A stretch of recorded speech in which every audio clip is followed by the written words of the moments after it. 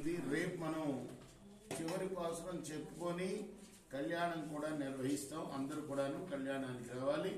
10 గంటలకి కళ్యాణం మొదలై 12ంటికి అయిపోతుంది. ఈ వ్రతం రేపు పొద్దున కూడా ఉంటుంది.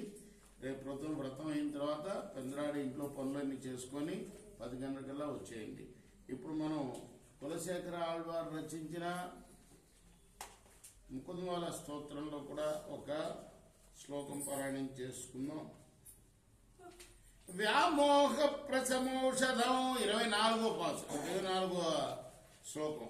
వ్యామోహ ప్రశమౌషధం వ్యామోహ ప్రశమౌషధం మునిమనో వృత్తి ప్రవృత్యౌషధం దైత్రేంద్రార్తికరౌషధం త్రిభువనే సంజీవినైకౌషధం భక్త్యాత్యంత హితౌషధం భవభయ ప్రధ్వంసనైకౌషధం అప్తికరౌషధం విభమన శ్రీకృష్ణ దివ్యౌషధం.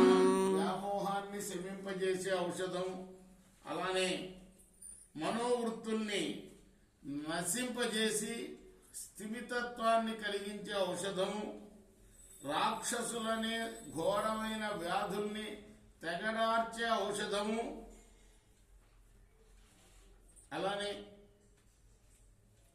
సంజీవినిలాగా ముల్లోకాల్ని ఉజ్జీవింపజేసే ఔషధము, భక్తులకు అత్యంత హితాన్ని చేకూర్చే ఔషధము, సంసారం అనే భయాన్ని ధ్వంసం చేసే ఔషధము, శ్రేయస్సుని ప్రసాదించే ఔషధమైన ఆ కృష్ణనామం అనే దివ్య ఔషధాన్ని ఓ మనసా నువ్వు పానం చెయ్యి అని